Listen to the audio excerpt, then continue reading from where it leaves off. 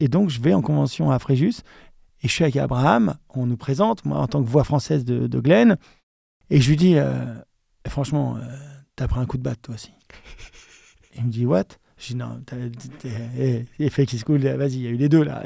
Glenn, ok, c'est dans le comics, d'avoir, c'est Abîme. T'en as pris un aussi.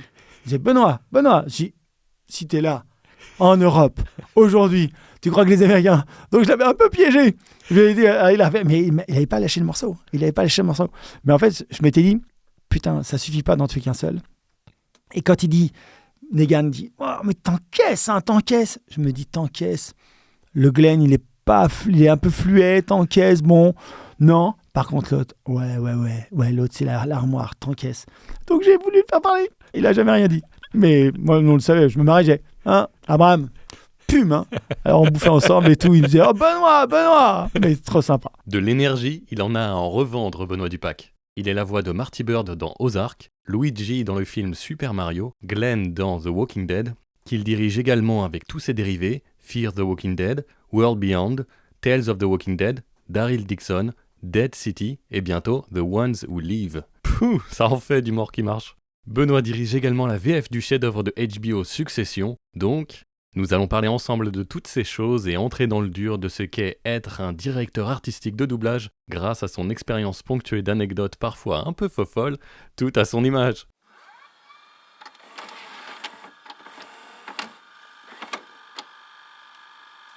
Le truc qui saute le plus aux yeux quand on te connaît un minimum, c'est que tu sembles ne jamais être à court d'énergie. Un jour, pour plaisanter, j'ai dit à un groupe de jeunes comédiens que j'avais en formation et que tu allais retrouver le lendemain. Vous n'allez pas vous ennuyer avec Ben, il est tombé dans une marmite de coke quand il était petit. Mais complètement. Et là, il y a un mec, le plus sérieux du monde, qui m'a fait « Ah bon ?» Pas sûr que j'ai bien choisi ma cible pour avoir une référence Astérix. C'est quoi qui te drive et qu'est-ce qui te fait kiffer aller de l'avant ? Alors, mais c'est vraiment vrai, ce que tu dis, c'est incroyable parce qu'on me l'a sorti. Mais au début même, je sais qu'il y a des gens qui ont dit non, mais le problème de Benoît Dupac, c'est que il est drogué, quoi. Il consomme. Voilà, il consomme. Donc, en fait, il comprenait pas. Mais ça remonte à loin. Je vais même te dire que j'avais fait un essai avec Jean-Paul Rapneau pour le Hussard sur le toit. J'étais un dernier, on va dire. Et je me souviens, il m'a dit, il était comme ça, il fait. Vous avez une énergie. Donc, je pense que je l'ai toujours eu. T'as dû lui faire peur. Et ce qui est vrai, c'est que le principal moteur, ça a été de vraiment bouffer la vie, d'y aller. Mais pas la bouffer, comment dire, de manière inconsciente ou inconsidérée ou sans connaître les risques. Les risques, je les connais et j'essaie d'être assez sérieux. Mais effectivement, j'ai pas de limite. Il n'y a pas de limite. La seule limite qui peut m'arrêter, c'est malheureusement mon départ de cette terre. Donc j'espère le plus tard possible. Mais avant, amusons-nous. Et comme disait La Bruyère, il faut rire de tout, de peur de mourir sans avoir ri. Voilà, il faut rire de tout, de peur de mourir sans avoir ri. Et ça fait partie de la vie. On peut avoir des coups de colère, mais l'énergie. Et mettre en branle les choses. C'est vraiment ce qui me... Tu viens d'où ? Pourquoi et comment tu t'es tourné vers le métier de comédien ?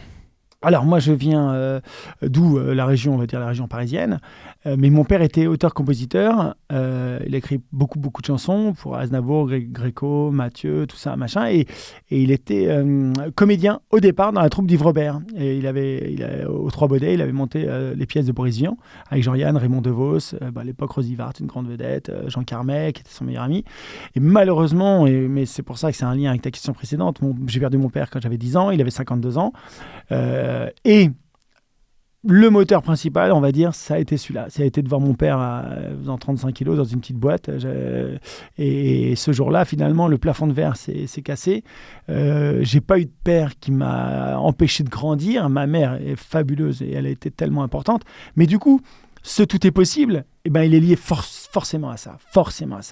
Vivre, parce qu'après, tous les jours, on va dormir. Le dernier, ça peut être le dernier, en fait. Mais voilà, et puis après, je vais en prendre pour perpète après. Donc ouais. C'est, mon vrai moteur, il était là. Donc, mon père m'appelait toujours quand j'étais petit, mon petit Delon, parce que j'avais un visage un peu fin. Bon, on s'en fout, j'étais bien moins bouclu, évidemment. Mais, et puis, ça m'a fait mon chemin. Et je me suis dit, mais ce métier incroyable dans lequel j'ai bercé, j'aimerais être comédien. Donc, j'ai commencé par avoir mon bac, comme tout le monde, on va dire, fac de droit. Et puis, Après, je me suis dit, en milieu de fac de droit, je me suis dit, allez, c'est maintenant qu'il faut que je me lance, et il faut que je me lance sans parachute. C'est-à-dire que si j'allais jusqu'à la maîtrise, j'aurais peut-être pas pris le risque d'aller dans les cours de théâtre. Et donc, j'ai commencé cours Périmonie, cours Florent. T'as lâché la fac ou Et j'ai lâché la fac. J'ai lâché la fac en deuxième année. Et pourtant, j'ai eu ma première année en juin, tu vois, alors qu'on était que 11%. Mais en deuxième année, j'ai senti qu'il fallait que je parte maintenant avant d'être happé par le... Je voulais être avocat et je me suis dit, si je le fais pas maintenant, je le ferai jamais. Donc j'ai senti que c'était tout de suite, ou donc après, tous les petits boulots. Tous les petits boulots de comédien, vas-y, vendeur Monoprix, chef contrôleur, pion dans un lycée à Grandchamp à Versailles, semi-privé. Je faisais, 75 heures déjà par semaine, 80 heures par semaine, en étant aussi chez Périmonie 3 fois par semaine. Donc c'était déjà... Mais je trouvais que... Et maman avait raison, bosse, et voici, c'est vraiment un sacerdoce. Et en ayant la valeur du travail, tu l'as quand tu gagnes 3 francs 6 sous et que tu sais pourquoi tu vas faire tes cours et que tu rentres tard le soir et que machin. Et voilà. Donc ça a été mon moteur. Ok. À quel moment t'as percé et tu sauras te dire pour quelle raison? Alors percer peut-être demain, mais j'ai pas percé. J'ai simplement travaillé et peut-être le fruit de mon travail. Je crois que le fruit de mon travail, mais mon travail collectif, c'est un travail collectif. C'est pas du tout mon travail. Quand je dis mon travail, c'est l'acharnement, l'exigence, la volonté de bien faire, de rendre une belle copie. Alors quand je suis comédien, j'essaie de faire le maximum avec le directeur artistique qui va me diriger, ou alors dans un film. Je viens de faire le film de Lucien Jean-Baptiste. Lucien est très exigeant, mais à côté de ça, il est très, très ouvert aux propositions, avec Darmon, Nanty et des partenaires incroyables. Donc sur un tournage, c'est au service du metteur en scène. Sur un doublage, c'est au service du directeur artistique. Au théâtre, au service d'un metteur en scène. Donc j'ai eu la chance de faire les trois professions, même si c'est la même. Et moi, en tant que directeur artistique, effectivement, je suis, dans ce cas-là, c'est ma responsabilité de rendre une belle VF, une belle version française, et de choisir les meilleurs acteurs, de ne pas se gourer. La grande règle du directeur artistique, 80% de son travail, ça va être de faire un bon casting. Une fois que vous avez fait un bon casting, vous vous reposez un peu et vous calibrez, vous ramenez, vous rééquilibrez les choses, ou vous ouvrez la voile, ou vous la fermez un petit peu plus. Mais l'essentiel du travail est fait, donc voilà. Je t'en parlerai tout à l'heure justement sur ce chapitre. Génial. T'as fait Jason Bateman? Oui. Ou Batman, comme disait mon ex? Ouais, moi je disais Jason Batman. En fait, non, Batman. Non, Bateman, ouais. Batman. Dans la série Ozark notamment, qui est la série sur laquelle j'aurais le plus aimé bosser, avec un certain Succession dont on parlera après. Ah, les deux, génial. Est-ce que tu as savouré le rôle de Marty autant que j'ai savouré l'écriture de l'histoire? Comment t'as vécu la descente aux enfers du perso?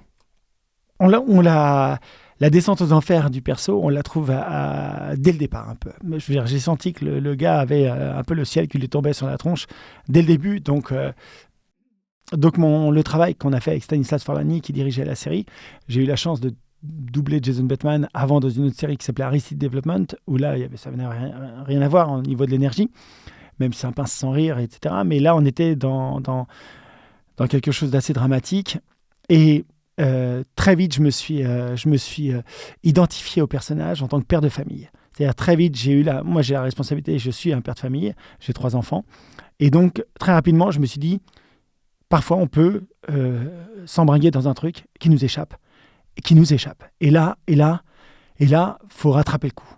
Faut, avant tout, sauver Wendy Bird, les enfants, et se dire, bon, allez, on fait face. Et donc, je l'ai joué le plus sincèrement du monde, ce personnage exceptionnel qui est Marty Bird, et cet acteur incroyable qui est Jason Bateman. Ouh, l'accent de merde. Et donc, j'ai simplement, je dirais franchement, j'ai essayé le plus possible de m'approcher de son rythme cardiaque, de ce qui lui arrivait, des enjeux, mais toujours trouver une solution, toujours essayer de trouver une parade. Et les choses tombent. Putain, et il a ça en plus. Et il y a ça qui arrive aussi. Ok, on sauve la face. On prend... Il y a toujours une solution. Le mec, il en arrive des vertes et des pas mûres. Mais c'est incroyable cette mais histoire. La série est exceptionnelle. L'écriture, c'est-à-dire, oui, c'est une spirale... infernale. Exactement. Et on y va. Et quand il est avec les Mexicains, et quand il est machin et tout, rien n'est grave. On arrive toujours à endormir les gens, à essayer d'endormir les gens. On ne dit pas tout, jusqu'à ce que... Carrément, carrément. Mais quelle série. Oh là là. Mais quelle série, merci à toi d'en parler. T'as aussi fait Luigi récemment dans le film Super Mario Bros. Youhou, Qui a cartonné let's go. au Cinoche l'été Mario, dernier. il faut y aller. Attention, le micro, ça va saturer. Qu'est-ce que j'ai aimé. Comment tu te débrouilles une manette à la main? Alors, très très mal, parce que je ne suis pas gamer. Donc du coup, on a été invité par je sais plus qui, je sais plus qui, Benoît, enfin Allociné qui nous avait fait un truc super. Mais moi, je suis pas gamer du tout. Et fallait que tu joues. Donc fallait jouer comme ça, c'était rigolo, mais je saurais même pas te dire sur quelle manette il faut appuyer. Donc j'exagère. Quand j'étais gamin, puisque je crois que ça a 40 ans, donc j'avais 15 ans, j'ai 55 ans. Quand j'avais 15 ans, je jouais à Mario Bros. Vraiment, je jouais à Super Mario Bros, etc. Je sais plus si mon personnage préféré était Luigi ou Mario, mais en tout cas, je jouais c'était des petites consoles, quoi. C'était les Nintendo. Nintendo. Et ensuite, par contre, j'ai lâché l'affaire. Mais quand j'ai eu les essais pour Luigi, c'était pour moi une joie immense d'incarner, après Charles Martinet, qu'il avait fait plus sur les jeux vidéo, donc plus sur quelques phrases, pas vraiment sur un rôle. C'était la première fois. T'as trouvé ton Luigi ou t'as essayé de faire... J'ai trouvé mon Luigi, mais grâce à Charlie Day. Charlie Day, l'acteur qui fait la version originale, qui pour moi est un acteur exceptionnel, vraiment que je double depuis. Je suis la voix officielle de Charlie Day depuis des années, mais Universal a quand même demandé des essais, ce qui est normal, il y a un gros enjeu. Donc, la chance, je dirais, que j'avais par rapport peut-être aux autres qui étaient mis sur les essais, on était 5, je crois, c'est de connaître bien Charlie Day, que j'ai fait sur It's Always Sunny in Philadelphia, sur Pacific Rim, sur Comment tuer son boss, sur pas mal de films. Donc, je connais un peu sa respiration, sa folie, ses ruptures. Et Luigi paraît un peu frêle, un peu peureux. C'est peut-être le plus courageux finalement des deux frères. C'est un peu comme les gens quand ils voient du sang, ou alors ils appréhendent. C'est-à-dire que moi, petite anecdote rigolote, préparation d'accouchement, les réunions, j'allais avoir mon enfant, je voulais assister pour aider ma femme et pour machin. Je me suis quasiment évanoui à la réunion et j'étais le premier à couper le cordon ombilical quand il est arrivé à dire vas-y, pousse mon gars, vas-y. Et j'ai pris le bébé et je l'ai mis sur le ventre de ma femme. Donc, qu'est-ce qui se passe quand on est face à une situation de danger? Bien souvent, les gens qui croient être les plus sensibles sont les plus valeureux, les plus courageux. Donc Luigi, je lui ai donné ce cœur-là, mais encore une fois, il l'a. Hein, mais voilà, ce côté un peu peureux quand les choses arrivent et machin. Et finalement, il prend le bouclier à la fin. On ne spoil pas, mais il va défendre son frère. Ensemble, on est plus fort que tout. Avec Mario. Non, c'est chouette, puis bon, ils reviendront, je pense. Ah bah là, il y en a déjà deux. C'est normalement le Dimension et Mario Bros 2. On peut dire que c'est dans les tuyaux. C'est dans les tuyaux. Pour les plombiers. Ah ouais. T'as fait beaucoup d'animés. Ouais, pas mal. Qu'est-ce qui différencie le travail sur un animé du travail sur du live? Je dirais sans doute l'énergie. Le live, il faut en avoir aussi, bien sûr. Hein, et encore une fois, dans le doublage, il y a une chose qui est assez étonnante, c'est que, par exemple, on tourne quelque chose au cinéma, et quand on se double, il faut toujours, malgré tout, en mettre un peu plus que quand on a tourné. Je sais pas, c'est une question de micro, sans doute, etc. Mais on a toujours tendance à vouloir... Il faut en mettre un peu plus, il faut rentrer dans l'image. Donc, j'ai toujours aux acteurs qui se post-synchronisent d'y aller un petit peu plus que ce qu'ils ont fait pendant le tournage. Ça, c'est une nécessité. Même les scènes intimistes, on peut venir te chercher au micro, etc. Mais il faut toujours en mettre un peu plus les extérieurs et tout. Et dans l'anime, je pense qu'il faut grossir un peu le trait. Alors, il y a des animes magnifiques. Hein. J'ai fait du Mamoru Uesada, qui est le disciple de Miyazaki dans Les Enfants Loups. Donc, je sais... ne pas surjouer. En tant que directeur artistique, je disais à mes acteurs de ne pas surjouer. J'ai fait foot de rue, énormément de manga, etc. Mais je pense que l'énergie dans l'anime, on en a besoin. Voilà, je dirais que c'est la petite différence. Je mettrais d'y aller un petit peu plus. Dagur dans Dragon que je fais. Bon, c'est un foufou, hein, mais voilà, ce que j'entends depuis 25 ans, bientôt 28 ans que je fais du doublage, et j'en ai fait énormément. Je dirais que c'est peut-être l'énergie par rapport au live. Ok. Voilà. Bah, c'est ton truc, l'énergie, ça tombe bien. Ouais, ça tombe pas mal. Quand et pour quelle raison es-tu passé à la direction? Alors, j'avais fait un gros manga en 2005 qui s'appelait GTO, Onizuka, Eikichi Onizuka, 22 ans, célibataire libre comme l'air, qui a bien marché, qui était à l'époque pour Canal+. Et je crois que c'est les clients ou à l'époque qui peut-être m'avaient proposé de faire, de pourquoi pas, est-ce que la direction artistique m'intéresserait, et aussi Cyril Artaud. Rendons à César ce qui est à César. Cyril Artaud m'avait mis sur les essais de GTO, et je crois qu'il m'a proposé derrière, il pouvait peut-être pas le faire, une direction artistique sur un manga. J'ai commencé avec un manga, 2 mangas, 3 mangas. Ensuite, il y a un assistant chargé de production qui m'a appelé, qui avait entendu la version française chez Cinéphase, qui s'appelait Bruno Bagaski, et qui m'a appelé, qui m'a convoqué, qui m'a dit voilà, moi j'adore ce que tu fais en version française, on a un film, un téléfilm, est-ce que tu voudrais bien le diriger? Et j'ai commencé comme ça. Tu te rappelles ce que Donc, c'était? un téléfilm, mais qui était pas mal parce que je crois qu'il y avait Darbois dedans, où il y avait des gens connus. Ouais. Donc je fouettais un peu parce que c'était en 2005. J'avais 37 ans peut-être, mais j'avais donc 10 ans de doublage. Je suis arrivé en 96. Être avec des cadors comme Richard Darbois, on rappelle quand même que c'est la voix de Richard Gere, d'Harrison Ford, de Buzz l'éclair, j'en passe et des meilleurs. C'est un acteur prodigieux. Et donc, il s'agissait de trouver, moi, en tant que directeur artistique, je me suis mis dans la position de quelqu'un qui accompagne plus qu'il ne... en aucun cas, de toute façon, en aucun cas on donne des leçons, ça c'est la base.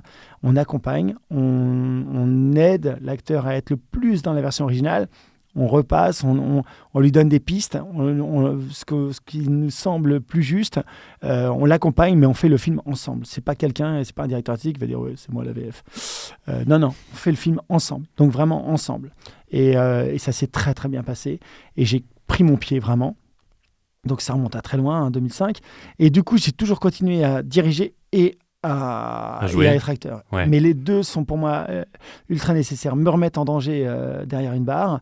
Et puis, quand on est à la barre, on rencontre d'autres gens, des comédiens, des partenaires, des nouveaux, des machins. Et aussi diriger des séries, tous les Walking Dead, The Boys, toutes les séries que j'ai fait, Dark. J'ai fait, 80 séries, 100 films. Depuis, j'ai travaillé beaucoup en direction. T'as une préférence entre diriger et jouer? Jouer, parce que jouer, c'est mon métier premier, mon premier métier.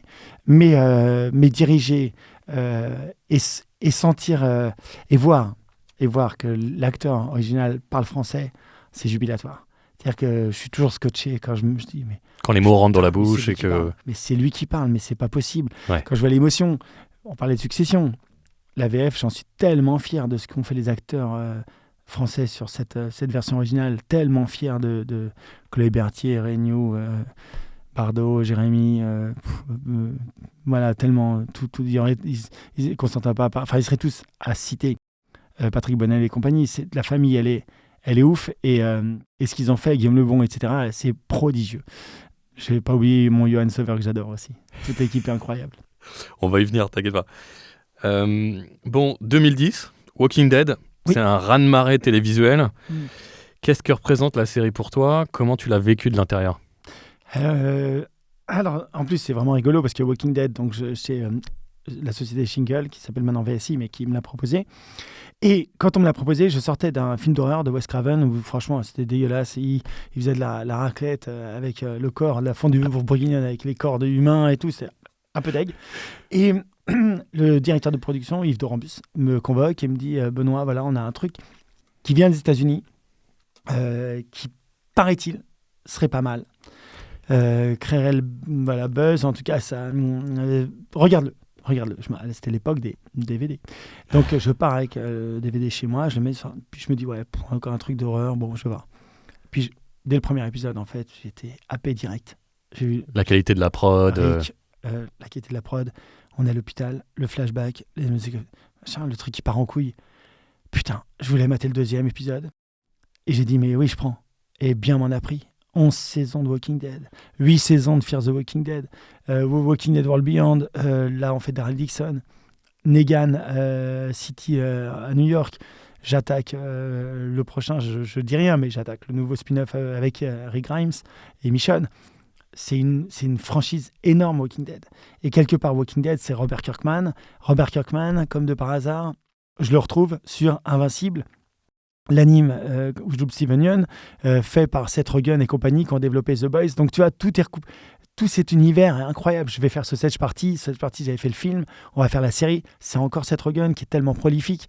Donc, Walking Dead, ce que ça m'a apporté, c'est énorme, c'est vraiment énorme.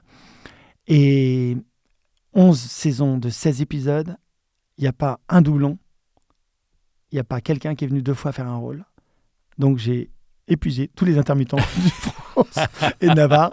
Je rigole, mais j'en ai... je pense réellement qu'il y a peut-être 2000 comédiens qui sont passés dessus, c'est sans exagérer. Et heureusement, je n'avais pas les zombies à faire, je tiens à le dire, parce que quand on m'a donné la série, j'ai punaise, la VI, c'est la version internationale. Les Américains ou les étrangers, Coréens ou ailleurs, quand on a une série, on regarde la version internationale, ce qu'on va avoir comme bruitage, comme ambiance, les foules, les voilà, etc. Et Dieu merci, j'ai demandé à Yves, j'ai dit, mais les zombies, est-ce qu'on les a ? Oui, les zombies, on les aura. J'ai pas ça a dû pas être faire un 5 sacré copains qui soulagement. plus, s'il y a un mouvement, alors là, je m'en serais pas sorti. Ah ouais. Tu incarnes le rôle de Glenn, joué par Steven Yeun. Ouais. Comment tu gères les séances où tu dois diriger et jouer en même temps, du coup ? Alors, celle où j'ai... Donc, Steven Yeun, pour rappeler que je l'ai fait un petit peu avant avec Luc Hamet, je crois que tu l'as reçu, dans une série qui s'appelait Warehouse. Et Steven Yeun, quand il est arrivé sur Walking Dead, il n'avait pas énorme, donc j'ai proposé de le garder, de garder la voix de Steven Yeun. C'était un tout jeune acteur, il n'avait rien fait à part Warehouse et Walking Dead en même temps, je crois d'ailleurs. Et ce qui se passait, c'est qu'il n'avait pas énorme, donc je pouvais très bien le gérer seul, mais avec mes très bons ingénieurs du son, notamment Alice, j'ai eu Gauthier Fautrier, j'avais des ingénieurs de son avec moi qui vraiment avaient un œil extérieur et on bossait ensemble et du coup je réécoutais bien et puis je le faisais en fin de programme, donc c'est-à-dire que j'avais déjà enregistré tout le monde, donc je l'avais vu 4 fois, 5 fois, 6 fois, donc j'étais nourri de ce qu'il faisait et encore une fois il n'avait pas énorme, donc j'espère que le résultat était pas mal. Je crois qu'il était plutôt pas mal par rapport à... Voilà, c'était pas raté, puisque je suis encore sa voix officielle. Donc, je pense que les clients sont contents et qu'ils m'ont rappelé pour Acharné, pour plein de séries, plein de films, même cinéma, avec Steven Yeun. Je dirais que peut-être j'ai la chance de savoir si vraiment c'est dedans ou c'est pas dedans. Voilà. Et que j'arrive à isoler le fait que ce soit moi qui le double. C'est-à-dire que j'arrive à le voir comme si c'était toi, Mathieu, comme si c'était un acteur, en disant non, c'est pas dans l'image là du tout. Non, attends, on refait. Ouais, t'avais cette objectivité quand même. Voilà. Là, c'est pas bon. Il y a plus d'énergie, il y a plus d'appui, il y a plus de ceci. Et j'arrive à le voir. C'est-à-dire que vraiment... et puis avec un travail de collaboration. Quand j'ai récupéré Steven Yeun sur Invincible, où il fait le premier rôle d'un anime, là, il a beaucoup de lignes. Et à ce moment-là, c'est Stanislas Forlani qui me dirige. On a pris, en collaboration avec la production, un DA extérieur, parce qu'il y a 100 lignes. 100 lignes, ça représente beaucoup. Donc, du coup, oui. Mais quand c'était 20 lignes, 30 lignes, on pouvait le travailler vraiment tranquille comme ça. Tu te disais, il faut surtout pas que je me rate, sinon la prod va me tomber dessus. Ouais, mais non, je me suis jamais mis la pression. Non, Je m'ai jamais mis. Je me disais, je le fais comme avec un autre acteur. Comme un autre acteur. J'ai autant d'exigences, peut-être un peu plus, oui, parce qu'on se dit, mais je n'allais pas prendre plus de temps pour moi que pour les autres. Vraiment, c'était dans le, tout à fait normal, et puis on y va, on avance. Y a pas, ça va, tout va bien, hein. Pas mort d'homme. Alors, la série a eu un tel impact qu'il y a eu 3 spin-offs bientôt 4. Walking Dead, Fear the Walking Dead, World Beyond, Daryl Dixon, la dernière. Et il y en a une prochaine. Ouais, attends. Negan City, New York. Et là, la prochaine avec Rick et Michonne. Donc 6, ouais. Oh la vache. Ouais. Oh la vache. Un spin-off, donc on rappelle que c'est une série dérivée d'une autre. C'est ça. Qu'est-ce que tu penses, toi, des spin-offs ? Je précise qu'à part les pilotes de Fear the Walking Dead et de Dixon, je ne les ai pas vus. Mm-hmm. Tu dirais qu'ils sont de la même qualité ? Tu t'es autant amusé dessus que sur l'original ?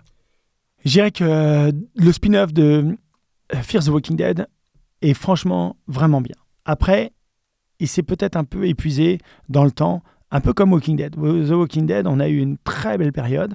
Un petit peu ventre mou ensuite, mais moi je trouve avec le gouverneur, j'avais mis Nicolas Marié dessus, il était merveilleux. Ensuite, il y a la période chuchoteur qui est incroyable. incroyable, avec Nathalie Bien-Aimée qui était formidable. J'ai eu Jérémy Covillault qui est arrivé dans Negan. On a une Walking Dead, il y a eu, voilà. Mais ça, après, il y a eu la 7e saison qui a été compliquée parce qu'à la mort de Glenn, beaucoup d'Américains, de gens ont quitté la série. Les spectateurs ont arrêté de la regarder. Ils ont peut-être trouvé ça trop violent, mais enfin, c'était dans le comics au départ. Fear the Walking Dead est bien parti. Ensuite, ouais, un petit peu, je dirais qu'on pouvait un peu décrocher. Et puis voilà, pareil, des hauts, des bas, des machins. The Walking Dead World Beyond était plus là peut-être pour expliquer un peu les origines de la pandémie, voilà. Donc ils ont fait que 2 saisons. Bon, voilà, ça en aurait peut-être mérité une 3e, mais ils avaient annoncé qu'ils feraient que 2 saisons de World Beyond. Et là, on attaque, donc il y a le Daryl Dixon, et on attaque le New York en même temps, et le 3e, je ne peux pas en parler, mais qui va arriver incessamment sous peu. Donc c'est sympa parce que c'est dans des villes incroyables. On est à Paris, Mont-Saint-Michel, partout pour le Daryl Dixon. Là, on est à New York, quand même sympa avec Negan et Maggie. Et l'autre, je ne dis rien. Je ne peux rien dire. Je ne peux rien dire, le 3e. Mais ça va être pas mal. Quand un studio de doublage te contacte pour diriger une œuvre, tu la regardes, puis tu fais ta distrib. C'est toi qui fais la prépa, le plan de travail et les convoques ou t'es assisté? Non, je ne suis pas assisté. Je prends tout. C'est fatigant. Ouais, c'est épuisant. Mais en fait, voilà. Alors souvent, on me demande, mais pourquoi tu n'as pas d'assistant puisque tu fais 5-6 séries en même temps, etc. Machin. Mais en fait, je vais assez vite. Et du coup, la peur que j'aurai, quand je veux quelqu'un... T'arrives pas à déléguer? Non, ça, alors, je pourrais, pourquoi pas, mais quand je veux quelqu'un, un acteur, admettons que je dise à mon assistant, écoute, voilà, j'aimerais bien lui, et puis on a un timing. Quand on fait une série, quand on fait un film, on nous donne 3 jours pour un film, 4 jours pour un film. Une série, c'est un épisode, généralement 1 journée et demie ou 2 jours par épisode. Donc on les groupe, on fait par 2 ou 3 épisodes, donc on fait sur 5-6 jours de travail. Et si je délègue à quelqu'un qui va me faire un plan de travail, qui va le faire formidablement bien, mais il y aura peut-être des indispos de l'acteur que je souhaitais avoir sur cette période-là. Moi, je vais réussir à bidouiller. Pour avoir l'acteur vraiment que je veux, quitte à est-ce que le matin, fin de journée, ouais. Le midi, je dégage quelqu'un, machin, mais moi, mon Tetris, je l'ai déjà en tête. Je sais déjà comment je peux faire, etc.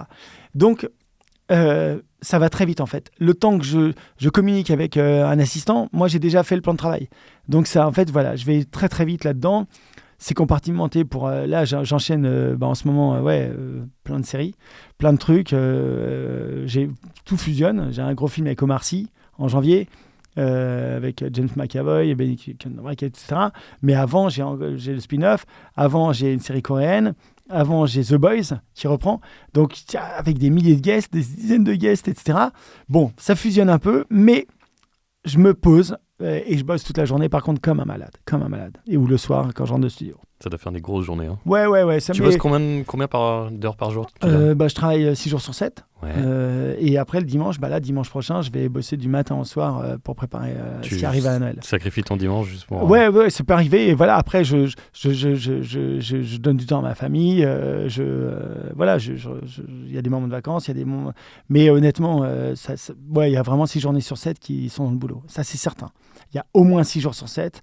Et j'arrive par contre à couper et à bien dormir. Ça, c'est je recharge les piles parce que sinon, donc à décompresser, à boire un petit canon, à rigoler avec mes potes, tu dors, à faire du poker. Combien d'heures? 6 heures, 5 heures, 6 heures, 6 heures, 5-6 heures. 5-6 heures, minuit et demi, 1h du matin et 6h30 au taquet. Cet homme est une machine. Et au taquet.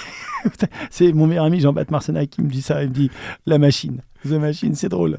Pourvu qu'elle casse pas la machine. Tout à l'heure, tu as parlé des certains spin-offs. Imaginons que tu n'accroches pas à l'œuvre que tu dois diriger. Comment fais-tu pour communiquer ta grinta aux comédiens pour qu'ils fassent malgré tout le meilleur C'est bien ce que tu dis, mais en fait, à partir du moment où il faut être d'abord et avant tout, reconnaissant du travail qu'on fait et qu'on nous donne. Ça, c'est la première chose. C'est vraiment être reconnaissant. Avoir l'humilité de se dire que, bonhomme, on ne fait que doubler. On aurait rêvé d'être ceux qui tournent, on ne l'est pas, donc on se détend. Toi, tu es la voix officielle de machin truc, mais on n'en a rien à foutre, tu vas te calmer très vite, tu vas regarder ce qu'il a fait et on va se remettre dedans. Donc si tu veux, l'idée, c'est déjà d'être en ouverture.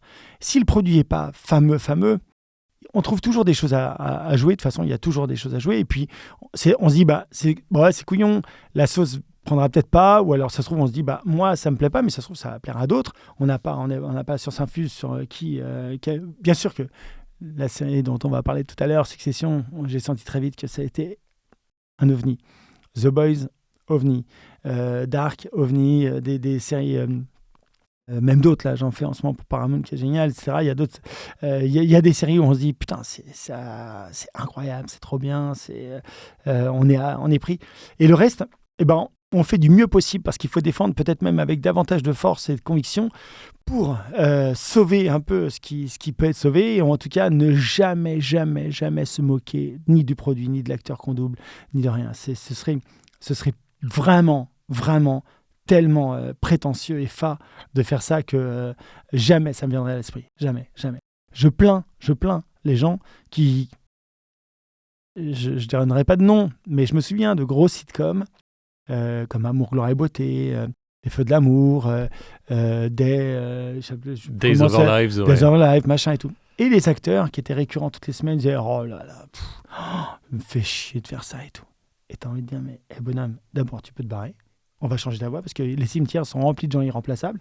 Faut quand même le savoir. Donc détends-toi, sois heureux, défends tes personnages. Parce que, et maintenant, je peux te dire que la plupart, quand leurs personnages sont morts ou machin et tout, ils viennent gratter à la porte. Donc ça m'amuse un peu. Voilà. Faut toujours rester humble et se dire que rien n'est acquis. Rien n'est jamais acquis. Tu as parlé tout à l'heure de ton premier téléfilm avec Richard Darbois. Ouais.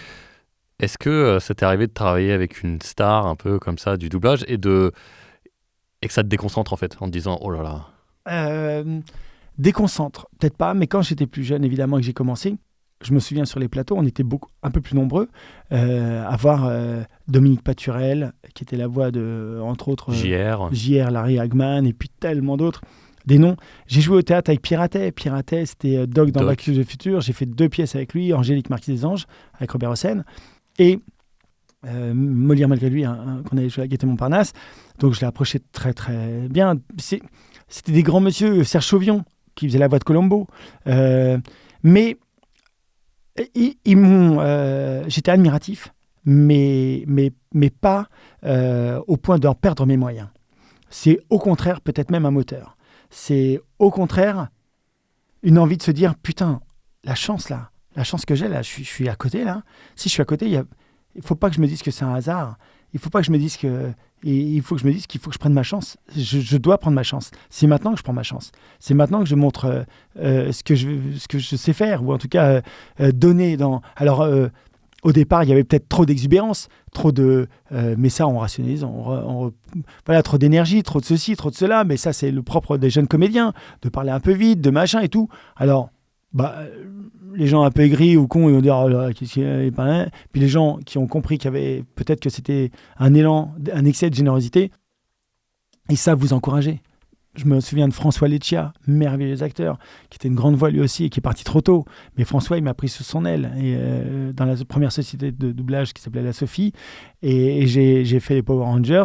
Et ensuite, Antoine Noël, j'ai fait Charmed. Et Charmed m'a amené tellement d'autres rôles parce qu'il devenait récurrent. Et donc, c'est des gens qui vous ont tendu la main et vous ne pouviez pas les décevoir. Vous ne deviez pas les décevoir. Donc, toujours être évidemment sérieux et prendre vraiment les choses au sérieux, mais en s'amusant quand même. Très vite, je me suis marré. Franchement. Ok, moi, c'est bien. C'est un moteur plus qu'autre chose. Voilà, plus qu'autre chose. Jamais, en tout cas, perdre ses moyens. De manière générale, quelle est l'ambiance que tu aimes instaurer sur tes plateaux et pourquoi? Alors, sur mes plateaux, j'irais une certaine rigueur, que ça parte pas en couille, que tout le monde ne parle pas les uns sur les autres, mais en revanche, vous êtes libre de jouer, de vous amuser, de vous planter. Et ensemble, on va bosser. Après, si on se plante parce qu'on n'écoute pas bien ce qu'il fait, etc., je vais devoir être exigeant. Je vais leur dire, recentre-toi. Bonhomme, regarde bien. Quand même, là, tu vois bien que c'est... Voilà, essaie de très vite refaire focus, parce que sinon, on a vite fait de se disperser. Les comédiens sont des êtres... tellement généreux, mais aussi parfois un peu foufou, un peu bip bip, ils partent un peu à droite à gauche, ils partent en conversation avec des gens qui sont assis, qui sont installés, etc. Donc à moi de canaliser, de cadrer le plateau. je suis le chef d'orchestre. Il faut accepter ça, avec notre ingénieur du son, bien sûr, hein, on est à 2. Mais on est les chefs d'orchestre, avec des magnifiques violons, des magnifiques trapèzes ou que sais-je. Mais il faut quand même qu'il y ait une rigueur. Et ce sont des plateaux qui sont, franchement, je crois, avec une ambiance incroyable. Vraiment, je crois que les gens ont beaucoup de plaisir. Et j'en ai tellement à les diriger, et eux, ils ont tellement de plaisir à bosser avec moi et avec nous, que je n'ai pas le souvenir d'un plateau qui est glacial. Tu vois, chacun a sa méthode, hein, encore une fois, hein, mais moi, je ne fais pas d'accouchement dans la douleur. Voilà, je veux qu'on prenne du plaisir, qu'on s'enlève parfois le doigt de main, mais qu'on aille au-delà de peut-être de la zone de confort, mais en tout cas, toujours dans le plaisir et dans la bienveillance. Jamais dans une forme de despotisme où mettre les comédiens mal à l'aise, les déstabiliser sous prétexte qu'on peut obtenir des choses différentes. Non, je ne suis pas d'accord. Et non, vous n'obtiendrez pas des choses différentes, croyez-moi. L'être humain sait se protéger, il vous donnera le minimum syndical. Ce que vous pensez avoir eu en criant ou en machin, vous avez 20% de ce qu'il aurait pu donner. Tu l'as vécu, toi, en tant que comédien ? Des gens assez difficiles. Il faut se protéger, il faut se préserver. Il faut, bien sûr, les premières années de Charmed n'étaient pas simples. Je débutais, donc forcément, je ne devais pas en mettre une dedans. Et du coup, les gens deviennent impatients. Mais encore une fois, c'est à moi aussi de mettre le 4e mur, comme au théâtre. Au théâtre, on dit mettre le 4e mur. Hein. On a 3 et on met le 4e pour pas avoir le trac ou être submergé par le public, par l'émotion d'être en représentation. On met le 4e mur, on reste dans son personnage. Donc là, à partir du moment où on rentre dans un studio, on est solide. On fait face, on fait front. On n'a pas à craquer, on peut être déstabilisé, on peut partir ensuite du plateau et se dire... mais il faut faire front avec son personnage et défendre avant tout le comédien qu'on doit défendre et pas cesser parasiter ou cesser gangréner ou cesser manipuler. Les gens n'ont pas à être des manipulateurs avec votre émotion, avec vous, avec votre... Il faut être assez fort, voilà, il faut être assez solide, c'est vrai. C'est un sujet grave parce que c'est vrai que on peut casser des gens. Donc c'est pour ça que j'en parle avec une certaine gravité parce que le comédien est quelqu'un de très sensible et le moindre grain de sable derrière cette barre, on la voit pas, mais il y a une barre de doublage là, c'est tellement facile d'enrayer la machine et de le déstabiliser. C'est tellement easy quand on est assis, quand on a le pouvoir, entre guillemets, d'avoir distribué quelqu'un. Donc finalement, le comédien, il est en demande de travail. Et vous l'avez appelé, vous l'avez convoqué, donc c'est vous, finalement, qui le faites travailler. Mais si vous croyez que c'est vous qui le faites travailler, non, c'est lui qui me fait travailler. Parce que lui, il va faire un bon résultat, il va bien travailler, que moi, ensuite, je vais être appelé pour faire d'autres versions françaises, parce que le résultat sera bien. C'est pas moi qui donne du travail. Parlons peu, parlons bien. Succession. Bouh! Un énième petit bijou signé HBO. J'ai terminé la série aujourd'hui même, je te l'ai dit tout à l'heure. Magnifique. J'en ai encore C'est ouf, hein. Des frissons. Moi aussi, tiens, tu vas me redonner. Des comédiens qui s'arrachent, une écriture au Panthéon. C'est un peu Game of Thrones sans les épées. C'est ou ça. Plus précisément House of Dragon, parce qu'il n'y a pas de cul. Ouais, c'est tellement ça. Déjà, j'ai adoré ta distrib. Je le dis haut et fort parce que c'est pas toujours le cas que j'adhère au distrib des collègues. Merci beaucoup. Quand t'as dû mater les premiers épisodes, t'as dû te dire que c'était Noël, non ? Ouais, honnêtement, quand Succession est arrivé, deuxième cadeau. Et là, j'ai dit... en fait, on me confiait pour la première fois du HBO. Voilà, on le sait, les séries HBO, généralement, sont quand même très quali. Voilà, tu en as cité quelques-unes, de Game of Thrones et compagnie. Donc, ils se sont dit, on va... voilà, les clients ont dit, on va proposer Succession. HBO. Donc là, j'ai le Barnum. Et tu sais comme moi qu'elle est très chargée. Les épisodes, il faut le savoir, je vais vous parler un langage un peu chinois, mais Walking Dead, on est sur 300, 400 lignes l'épisode. Là, j'étais sur 1800, 2000, 2200 lignes l'épisode. Avec, sur une série normale, on va dire, on va avoir une trentaine de personnages. Là, on avait 60 personnages et des ambiances, petits rôles de folie, des manifestations, des rédactions de journalistes et machin. Bref, un Barnum. Cécile Piot et Lady Cuisinier m'ont laissé carte blanche et m'ont donné le temps qu'il fallait pour faire chaque épisode. J'avais vraiment du temps. Combien tu mettais pour un épisode? Je mettais 2 jours et demi. On va dire comme un film. En fait, c'est chaque fois un film, on va dire. Donc un film, c'est 3 jours et demi, mais j'avais 5 jours, 6 jours pour 2 épisodes. Vraiment, j'avais du temps parce que ça demande, au-delà de rentrer toutes les lignes et de rentrer tout le programme, c'est surtout les enjeux qu'il y a à jouer qui sont colossaux. Donc il fallait des gens qui comprennent assez rapidement et qui puissent restituer assez rapidement. Chloé Berthier, que j'ai pas nommé tout à l'heure, ma Chloé que j'adore, qui faisait Chive, voilà, mais qui est tellement énorme sur Chive. Donc le choix de la distribution, il s'est fait effectivement. Petite anecdote rigolote. Le personnage central, Brian Cox. Qui mettre sur Brian Cox? Brian Cox a été doublé maintes et maintes fois. À l'époque, feu Jacques Frantz, le grand Jacques Frantz, qui a doublé, qui est la voix de Robert De Niro et de tant d'autres, était encore bien sûr vivant. Pour Succession, je ne voulais pas de voix reconnaissable. C'est intéressant. Je ne voulais pas de voix reconnaissable. Ouais. Et c'était pas contre Jacques, c'était pas le seul à l'avoir doublé. Mais il y avait 3-4 personnes qui avaient doublé Brian Cox. Et dans mes distributions, j'ai des flashs, mais vraiment des flashs. C'est-à-dire que je vois quelqu'un et j'ai un visage qui m'apparaît. Et là, je venais de bosser avec cette personne-là sur des ambiances, petits rôles, parce que on parle d'Achille Orsoni, la première voix de Brian Cox. Mm-hmm. Feu Achille Orsoni, mais qui est parti malheureusement lui aussi trop tôt. Mais Achille faisait des ambiances, petits rôles, des petits trucs à droite, à gauche et tout. Je me souviens d'un film, Yes Man, je crois, Jim Carrey, où j'étais acteur et je l'avais entendu, j'avais pris son numéro de téléphone, cette gouaille, j'ai entendu quelque chose. Bon, j'appelle Achille, je lui dis, je filme un extrait de Succession. Je lui envoie 15 secondes, je lui dis, est-ce que tu te sens à la hauteur de faire ce gars-là?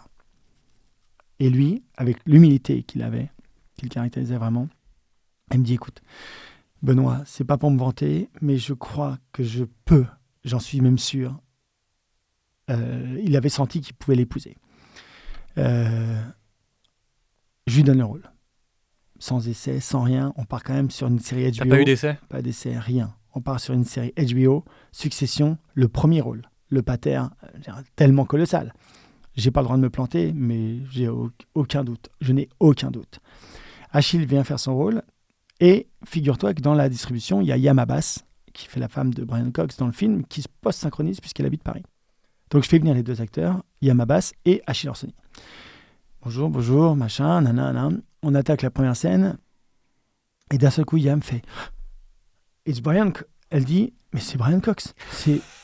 Il était avec ses sabots, Achille. Il était là. Il est rentré dans le personnage. Elle avait les frissons. Elle avait tourné la scène avec Brian Cox. Elle entendait en français Brian Cox. Donc c'est le plus beau compliment qu'on puisse faire. Et à Achille, évidemment, qui était tellement ému. Et à moi, bien sûr. Et voilà. Donc c'est le choix des acteurs, le choix des voix, il est très important parce qu'après, on les prend pour 3 ans, 4 ans, 5 ans, 6 ans, 7 ans, 8 ans. Donc c'est une vraie responsabilité. Une anecdote sur Walking Dead. Jérôme Powell, Shane, Jon Bernthal, je suis le premier à lui donner. Jon Bernthal. Depuis, il le suit en permanence, The Punisher et compagnie. Donc sentir quelque chose et se dire qu'après les collègues vont reprendre les voix, c'est un plaisir infini. Mais Succession, voilà. Tu parlais d'Achille, justement. Comment tu as géré le changement de comédien à la fin de la 2e saison, avant la 3e saison? Voilà, ça c'est une belle question aussi, ça. Quand Achille nous a quittés, au-delà de la peine évidemment que j'ai eue et de perdre ce gars-là qui était incroyable, il a fallu se remettre au travail et penser à sa voix remplaçante. Donc j'ai posé pas mal de noms et je croise Isabelle Branins, merveilleuse directrice artistique, qui me dit « T'as pensé à qui ?» Je lui donne les noms. Je lui dis « Voilà, je m'ai peut-être fait Odor, je vais faire des essais avec Féodor Atkin, etc., avec plein de gens, je pose plein de noms. » Elle me dit « T'as pensé à Patrick Bonnel ?» Je dis « Putain, très bon Patrick Bonnel. » Je dis parce que je l'avais dirigé, je l'avais entendu sur Downton Abbey. Je dis « Putain, Isa, c'est une super idée. » Je pose le nom. Je verrai, je pose le nom, mais c'est une très bonne idée, pourquoi pas.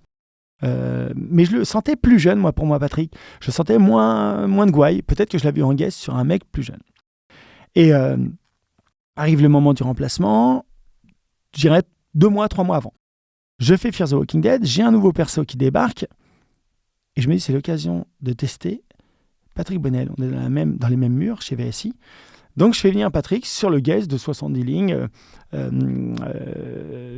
Dory Senior. Dory, le personnage de Dory Senior.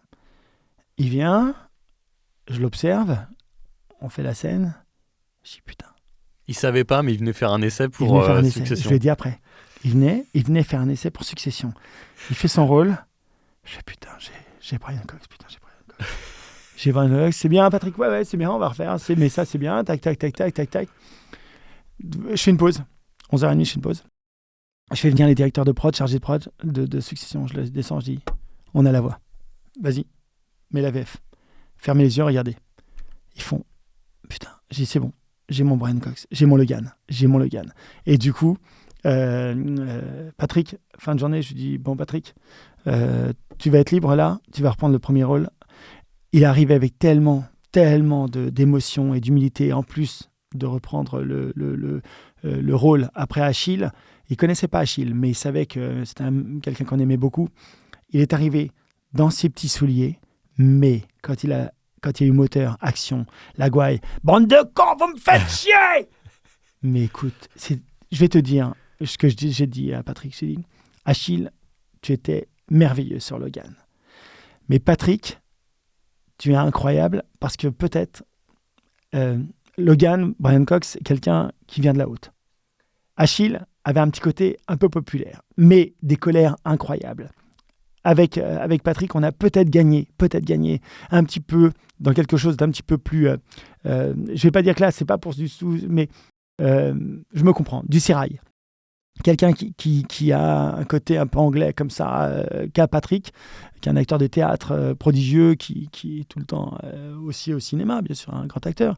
Donc du coup, il a été incroyable, ça a été un cadeau du ciel de l'avoir rencontré et de l'avoir mis sur mon chemin. Waouh. Belle histoire. Merci à toi. La femme de Logan, Marcia, est jouée par Yama Bass, tu t'en as parlé. Elle parle français, elle est venue se doubler elle-même du coup. Se doubler elle-même. Est-ce que tu dirais que travailler en doublage avec un comédien qui est dans l'image est plus simple parce qu'il ou elle connaît déjà le rôle, ou bien au contraire plus compliqué parce qu'il ou elle ne va pas forcément accepter ton autorité et ta vision qui pourrait diverger de la sienne ou de celle du réal? Alors, je dirais que c'est même pas sur l'autorité ou ma vision du personnage, parce que ça, je suis ouvert elle l'a tourné, elle le sait mieux que moi, donc il n'y a même pas à discuter. Je ne vais même pas aller sur ce terrain-là en disant « Oui, je pense que ton personnage... » Elle va me dire « Bonhomme, c'est gentil, j'étais à New York, j'ai tourné 6 mois, vas-y, va manger ta pizza ce midi, on va en parler cet après-midi, mais détends-toi. » Donc je n'irai même pas sur ce terrain-là. Mais j'ai eu beaucoup de difficultés. Yam, si tu m'écoutes, je t'aime, mais tu le sais. Yam parle très peu, elle parle français, elle le lit assez mal. Ça fait que du coup, quand la rythmo arrive, il faut savoir que la bande rythmo, c'est la bande sur laquelle est écrit le texte, elle va assez vite. Donc au-delà déjà dans la lecture statique, si c'est compliqué, quand en plus elle est en mouvement et que son personnage est en mouvement également, avec des labiales, des ouvertures de bouche et tout, ça a été du job. La chance qu'on a eue, c'est que le rôle n'était pas immense. Ce que ça a apporté, c'est évidemment formidable d'avoir la voix officielle, l'actrice officielle. Évidemment que je me serais moins embêté avec une Danielle Doué, avec une Degène, avec une Françoise Pavie, Marie-Frédéric Garabert, enfin que sais-je. J'en ai tellement. Enfin bref, des comédiennes que je connais qui sont incroyables. Et on aurait été aussi plus vite et sans doute même, j'ose le dire, plus dans l'image. Plus dans l'image au niveau lips, au niveau synchro, etc. Machin. Mais ce que apportait Yam, c'est une authenticité, une vérité. Le fait même justement que ce ne soit pas son métier, le doublage donnait quelque chose de réel. C'est-à-dire que d'un seul coup, alors il ne fallait pas que ce soit non plus trop réel, ou en tout cas en disharmonie avec le reste du cast. Donc il fallait trouver le juste milieu pour lui donner suffisamment de métier et de solidité dans son jeu pour que ce soit équilibré avec quand elle s'adresse au fils, quand elle s'adresse au neveu, quand elle s'adresse à que sais-je. Et je crois qu'on y est arrivé. Voilà, c'était le gros travail, c'est plus de temps avec Yam, mais un être exquis et qui était très reconnaissante de la version française qu'on faisait de Succession. Elle était admirative de chaque acteur. Elle disait oh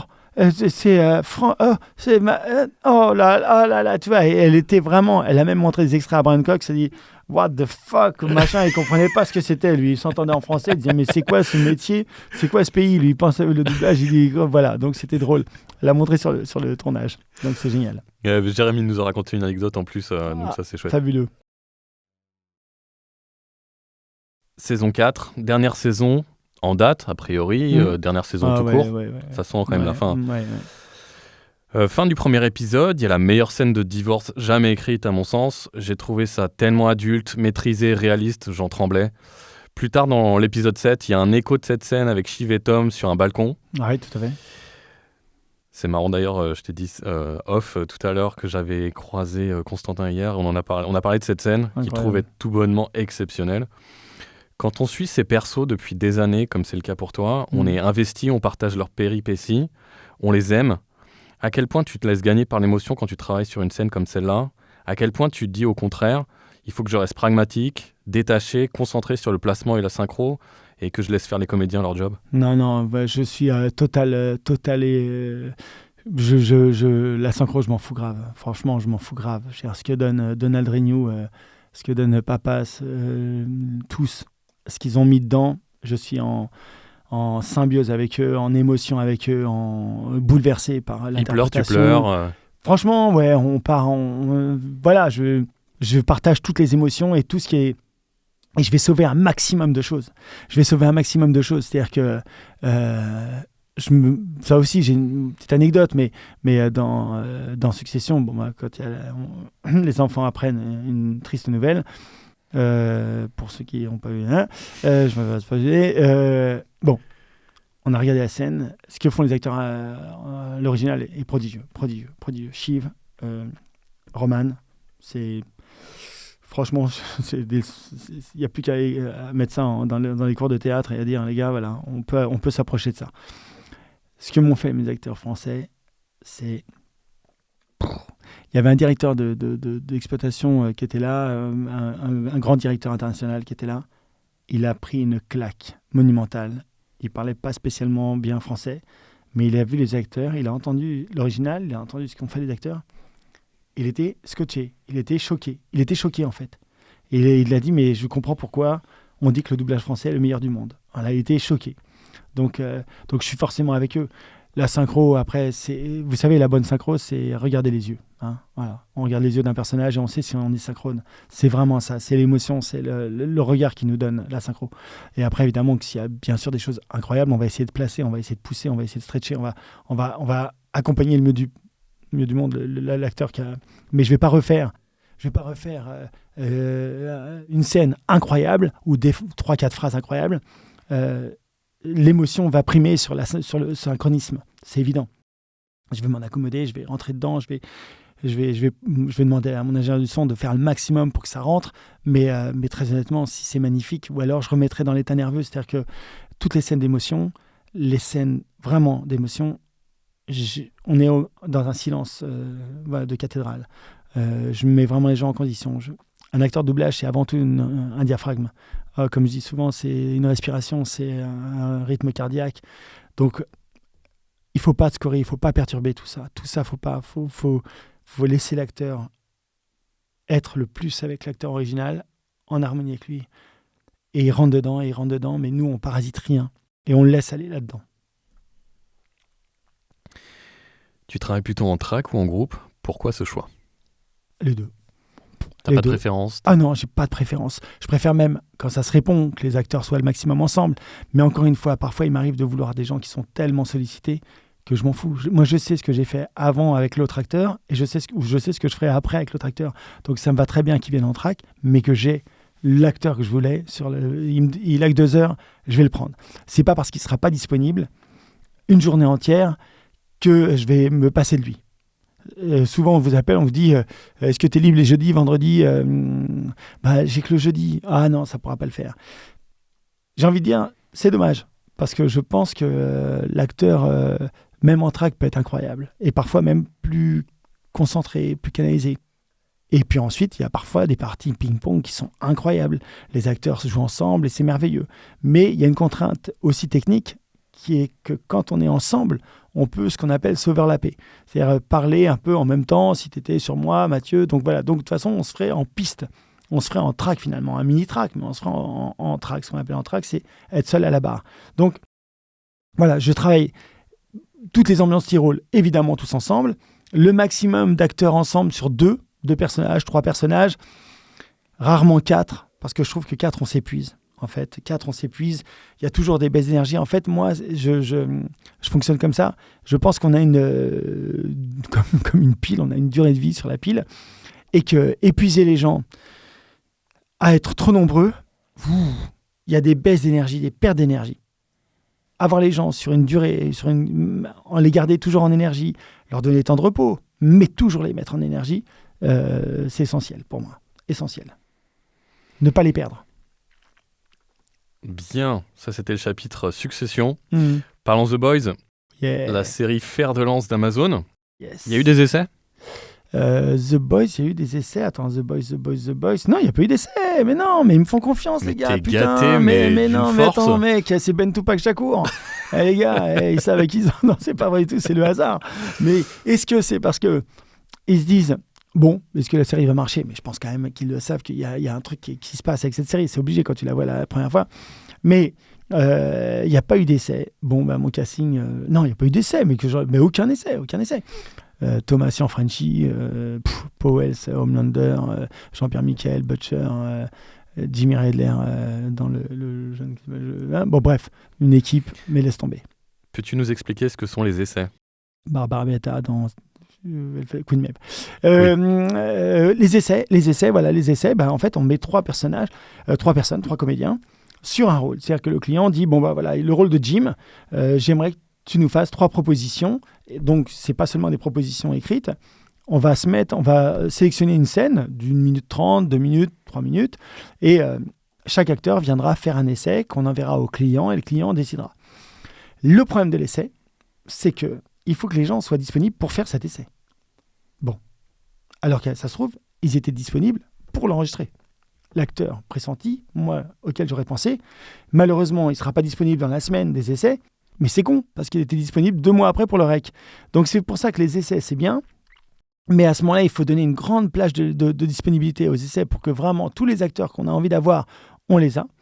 Et voilà, faut pas que ça handicape le rec possible avec un des talents choisis parce que la personne n'est pas disponible. Donc c'est chouette les essais, et en même temps, sur un essai, je vais vous dire, sur 1 minute 30, moi je peux faire bosser un mec pendant 1h30 et que ça rentre dans l'image.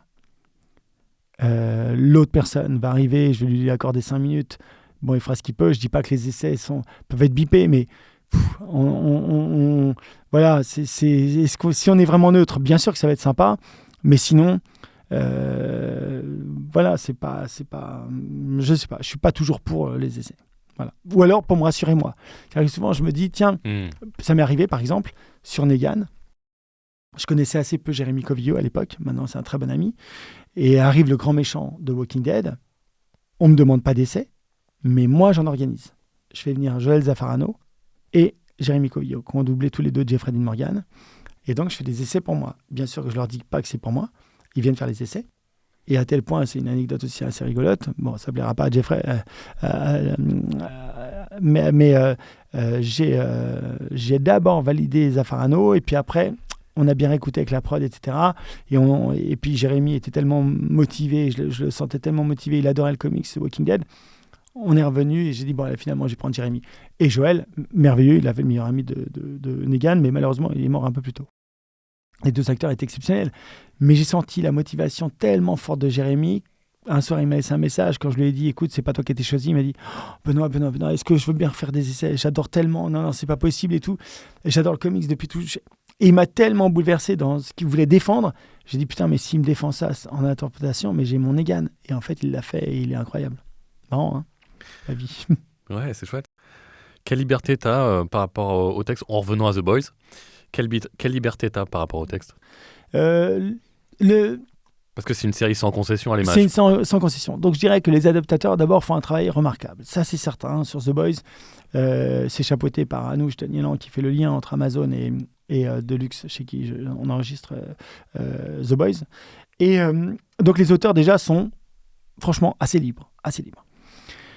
Maintenant, moi j'ai mon mot à dire. Là on attaque à la 4e saison de The Boys. Par exemple on avait un trailer. Et dans le trailer, l'auteur, on avait un trailer à faire pour annoncer la 4e saison, et arrive d'ailleurs Jeffrey Dean Morgan. C'est pas spoilé, c'est annoncé sur le net, tout va bien. Celui qui fait Negan dans Walking Dead débarque sur The Boys. C'est annoncé, etc. Donc je rappelle Jérémy Copio, évidemment. On fait le trailer, et sur le trailer, il y a une discussion, il est sorti, donc je ne spoil personne, entre Jeffrey Dean Morgan et Butcher. Et il dit, donc Butcher, il dit, ouais, j'ai un groupe et tout, mais comment il s'appelle ton groupe? Et lui, il dit, The Boys. Et l'autre dit, putain, mais quel nom de merde, etc. Machin. Et notre adaptateur français avait traduit par les petits gars. Les petits gars. Donc j'ai le texte. Et j'ai, les petits gars. C'est à moins qu'on l'ait dit en première saison. Deuxième saison, mais je me souviens pas qu'on ait appelé les petits gars. Et puis les petits gars, je trouve que, mais non, putain, non. C'était un des adaptateurs de la série. Oui, de la série, mais voilà, il s'est planté, ça arrive, il s'est planté. Il avait cru qu'on l'avait déjà dit, etc. J'envoie un mail à tout le monde. Je dis, non mais attendez, vous êtes sûr que les petits gars là? Moi, je peux pas. Série The Boys, c'est les boys, c'est pas les petits gars. C'est The Little Boys. Tu vois, les petits gars, c'était. Je trouve que. Je sais pas, ça faisait franchouille, c'était moche. Et on me dit oui, mais ça a peut-être été dit en premier. Et en fait, on fait des recherches. On n'en avait jamais parlé. J'ai enregistré direct les boys. Comment ça s'appelle? Les boys. Parce que cette série, elle est trop identifiée. On va pas l'appeler les petits gars, tu vois, c'est pas possible. Donc voilà un exemple où mon travail, il est de faire un peu la vigie. Sur ce qu'on va lâcher, ce qu'on va laisser. Je fais souvent des pistes 2, ce qu'on appelle des pistes 2, c'est entre ce qui a été validé par le client, moi, ce que je ressens, ou ce que je trouve plus synchrone, ou ce que je trouve plus juste. Je vais le faire en P2, que je vais mettre en P1, je vais le proposer d'abord. Si vraiment le client dit non, ça rentre pas, non, pourquoi on a changé? Ok, j'ai ta version, j'ai ce que tu as validé. Mais je fais des propositions, on change. T'as checké la série après, si t'as regardé s'il y avait beaucoup de tes propositions, ou t'as la curiosité ou pas? Honnêtement, c'est rarement changé. Parce que sinon, ça me revient. On me dit, tiens, Benoît, on a été chercher la P2 et tout. Donc, c'est toujours, franchement, j'ai jamais eu de retour en changement. Tu vois, non, ça va dans le sens du jeu. Donc, vraiment, on le saurait. Dans les retakes, on n'a jamais eu de. Tu vois, non, c'est vraiment. Tant que c'est dans le sens du jeu, le client, il le comprend. Et je suis 24/24 sur le truc. Donc, vraiment, je le sais peut-être mieux même que. Un client qui va le lire un peu lointain en validant un texte qu'il a lu, moi je l'ai dans l'image. Je sais comment ça parle, comment ça réagit, comment ça répond. Donc je suis peut-être le mieux placé. Sûrement le mieux placé. Ouais, et on rappelle au passage que Jérôme, qui devrait venir me voir dans l'émission dans pas longtemps. Jérôme Poels ? Tout à fait. Oh là. Est aussi adaptateur. Mais grave. Sacré bon adaptateur. Et du coup, voilà, je pense il doit être force de proposition. C'est de l'eau, c'est ça. Hein. Oui, il y a un petit filtre pour mettre du thé, si tu veux. Mais l'eau est froide. On parle, on s'agite, voilà. On se passionne, merde. Exactement, tout à fait. C'est un beau métier. Combien de temps tu mets pour doubler une saison tout d'un coup, par batch de plusieurs épisodes ou un par un? Non, alors, Succession. The Boys. Succession, c'était un par un. Ah, ok. Parfois deux, mais on est arrivé sur un par un parce qu'on avait des éléments au dernier moment et on avait des confos. Des confos, c'est-à-dire des éléments qui venaient. Il fallait qu'on sorte au cul du camion, on va dire. Donc, c'était un par un. Donc, gros travail. The Boys, par deux, batch de 2 et de 3. On fait donc 8 épisodes, batch de 2, batch de 3, batch de 3. Donc ça fait, on l'espace pas mal parce qu'il y a eu la grève des acteurs, il y a des choses en post-prod qui sont encore ajoutées, mises au point et tout. Donc là je termine samedi les 2 premiers épisodes qui sont incroyables, je vais rien vous dire, mais vous aurez des surprises, je ne dis pas tout. Et après on rattaque en février-mars 3 et après un peu plus 3, donc malheureusement, je crois que ça sera peut-être pour cet été, ou en tout cas au printemps, mais pas avant, la diffusion française sur Amazon. je les laisse parler et communiquer dessus. Mais en tout cas, moi, dans mon planning, on est plus sur le printemps au niveau de la diff définitive. Vous êtes sur la 4e saison, donc on va pas en parler, on l'a dit. À ce propos, c'est quoi une NDA? Attends, NDA, c'est quoi déjà NDA? Attends, vas-y, redis-moi. Les notes de l'auteur? Non-disclosure agreement. Ah, c'est quoi? C'est la confidentialité? Voilà. Voilà, c'est ça, la clause de confidentialité. Alors là, on en signe tous une, et les acteurs les premiers. Quand on est sur un produit... aujourd'hui, on est sur des produits qui sont sur des plateformes et qui sortent dans le monde le même jour. Donc ça, c'est extrêmement touchy. Donc, on demande, les productions demandent à ce qu'on signe des clauses de confidentialité. Moi, en tant que directeur artistique, de ne jamais divulguer aucune information sur ce que j'ai de l'histoire, de personnages, etc. En aucun cas se répandre sur un réseau social quelconque. Alors c'est rigolo, dis donc, lui, il est mort vite. Hein. Putain, là, les amis, c'est le meilleur moyen pour vous suicider professionnellement. Donc, les acteurs qui viennent sur la série, eux aussi, signent des clauses de confidentialité. Donc aujourd'hui, plus qu'hier, il nous arrive de doubler des films, même depuis pas mal de temps, parce que je me souviens que La Guerre des Mondes de Spielberg, on avait juste des ronds sur les bouches pour faire le doublage, pour pas qu'on voit aucune image, etc. Machin, là. Donc ça remonte à quand même assez loin, le côté touchy, d'images qui peuvent fuiter, qui peuvent partir sur Internet, des captations, etc. Mais là, sur les plateformes, c'est évident que là, d'un coup, ça c'est devenu un gros truc, quoi. Donc on fait signer les clauses et ça se passe très bien et les gens sont très sérieux et ils savent très bien que malheureusement ils cirent la branche sur laquelle ils sont, donc ils n'ont pas intérêt à divulguer quoi que ce soit, quoi. Même à parler, voilà, souvent ils sont très prudents sur leurs personnages s'ils font des conventions. Voilà. J'avais essayé de faire parler sur une convention à Abraham, le personnage américain de Abraham de Walking Dead, parce que je doublais Glenn. Et je me souviens que on n'avait pas encore appris la mort de Glenn, mais on avait vu les images du coup de batte de baseball en disant « Waouh, machin, t'encaisses et tout, machin. » Fin de saison 7. Et donc, je vais en convention à Fréjus, et je suis avec Abraham, on nous présente, moi en tant que voix française de Glenn, et je lui dis franchement, t'as pris un coup de batte toi aussi. Il me dit « What ?» Je dis « Non, fake is cool, vas-y, il y a eu les deux là. Glenn, ok, c'est dans le comics, d'avoir, c'est abîme. T'en as pris un aussi. » Il disait « Benoît, je dis, si t'es là, en Europe, aujourd'hui, tu crois que les Américains... » Donc je l'avais un peu piégé. Je lui ai dit, mais il n'avait pas lâché le morceau. Mais en fait, je m'étais dit, putain, ça suffit pas d'en tuer qu'un seul. Et quand il dit, Negan dit, oh, mais t'encaisses. Je me dis, t'encaisses. Le Glenn, il est un peu fluet, t'encaisses, bon, non. Par contre, l'autre, ouais, l'autre, c'est l'armoire, t'encaisses. Donc j'ai voulu le faire parler. Il a jamais rien dit. Mais moi, on le savait, je me mariais. Hein, Abraham, pume, hein. Alors on bouffait ensemble et tout. Il me disait, oh, Benoît. Mais c'est trop sympa. Ben White. La série que tu as dirigée, sur laquelle tu t'es le plus éclaté? Tu saurais dire? Série sur laquelle je me suis plus éclaté. Alors, éclaté, voilà, The Boys, incroyable. Après, des séries même comme Dark, l'univers est incroyable. Donc, on rentre dans un truc...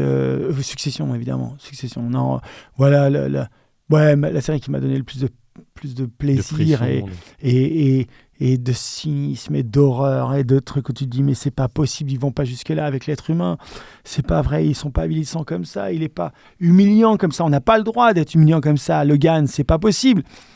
Mais c'est tellement bon de voir les flagorneurs se prendre plein la gueule et les mettre à quatre pattes comme des cochons, alors que, enfin. Donc je pense que Succession, c'est jubilatoire. The Boys, c'est abominable. Walking Dead, univers effrayant, mais apocalyptique, mais tellement annonciateur de ce qu'est notre vie aujourd'hui. Les zombies, ils sont malheureusement identifiés en ce moment. Aux portes de Paris, c'est un peu la même chose. C'est assez affreux. Donc... j'ai pris du plaisir toutes ces séries ont été assez jubilatoires. De laquelle es-tu le plus fier? On va dire alors fier, je dirais que je suis fier de mes 11 années de Walking Dead où j'ai tenu la barre 11 ans avec 190 épisodes peut-être, et j'ai pas fait de doublon, j'ai rien négligé, j'ai tenu mon cap, avec mes chargés de prod bien sûr, hein, mais j'ai tenu le cap. Et les versions françaises où je suis très fier, mais même des films, j'ai fait La Famille Asada là dernièrement. La Famille Asada, la version française, elle me scotche, elle me bouleverse. Les scènes, quand il y a des scènes d'émotion, quand il y a des scènes, on se dit que les acteurs. Je me souviens de Françoise Cadol sur My Name is Khan, un film indien. Elle était en pleurs à la barre. En pleurs d'émotion, et après avoir interprété le personnage, et ça c'est des grands moments, hein. Des grands moments parce que ça nous touche forcément, et puis on se dit que là on a fait le job, là on a fait le job. Moi je me souviens dans Ozark dire à mes enfants allez, Jason Bateman Marty Bird il part pour se foutre en l'air et dire au revoir à ses enfants, et je me suis mis avec les miens. Et je pense que dans la version française, ça s'entend. Vraiment. Tu voyais tes enfants en face de toi. Ouais. Tu leur parlais. T'es obligé, tu parles avec eux. Il faut. On est acteur. On se sert de tout. Hein, on se sert de la mémoire sensorielle, affective. On dit la méthode Stanislavski, mais enfin peu importe. Chacun fait sa sauce. Mais se servir de ce qu'on. Voilà. Si vous n'avez pas eu d'enfant, vous pensez à votre chien. Si vous n'avez pas eu de chien, vous pensez à votre chat. Vous pensez à votre grand-mère. Vous pensez à ce que vous voulez. Vous pensez à la perte d'un être cher. Vous transposez les choses et vous les vivez et vous les revivez. Et vous remettez dedans tranquillement. Et vous essayez de retrouver l'émotion que vous aviez. Et la vérité, elle passe obligatoirement si vous êtes sincère. C'est obligatoire. C'est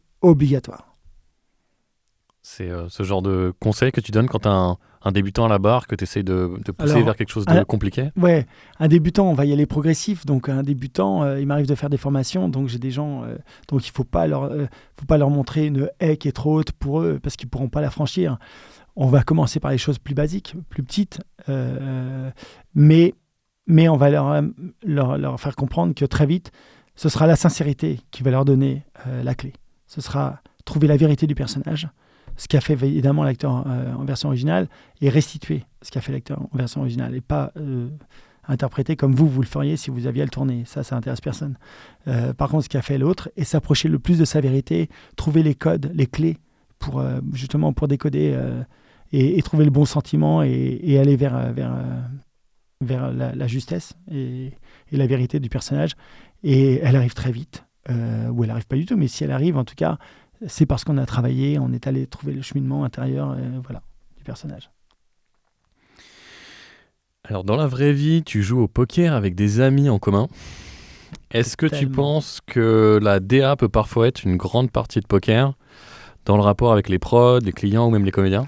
Quand même pas. Je vais pas jouer au poker dans mon métier. Dans mon métier, je ne joue pas au poker. Je fais des coups de poker. Achille Orsoni était un vrai coup de poker sur Brian Cox.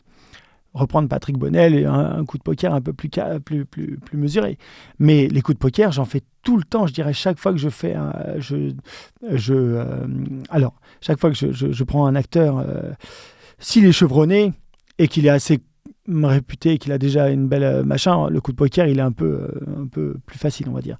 Mais prendre des risques, prendre des voix nouvelles. Gauthier Batou, il pourra vous le dire, c'est un jeune acteur incroyable, c'est la voix de Timothée Chalamet et de tant d'autres. Mais un des premiers films qu'il a fait, c'est, j'ose le dire, c'est Rouge Rubis, Vert Émeraude, Bleu Saphir, etc. C'était une trilogie de films.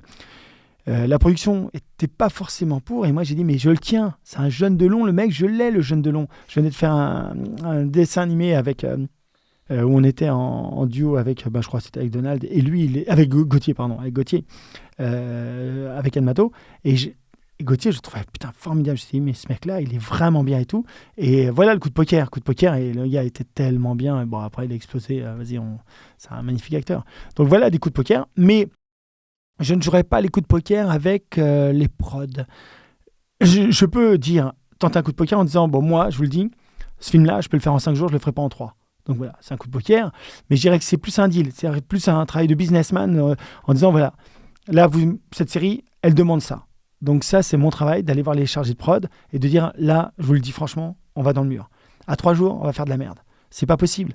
Ce que ça demande, c'est, regarde, et souvent, on est écouté parce qu'on veut le même résultat, on veut que le client soit content et tout. Donc, c'est pas faire un coup de poker que de juste avoir une exigence par rapport au temps nécessaire, voilà, aux conditions de travail qui sont quand même super bien. Mais non, mais j'adore le poker. Par contre, dans la vie, j'adore. Eh ben, merci pour avoir passé ce moment avec moi, Benoît. C'est passé trop vite, c'est merveilleux. vois Mathieu, t'es un passionné, j'adore. Merci, longue vie à ton émission. Garde la niaque, garde la passion. Grave. Si les DA vivent, les comédiens vibrent. Si les comédiens vibrent, le public vibre. Très belle conclusion. Allez. C'est exactement ça. Salut l'artiste. Bisous, bye bye.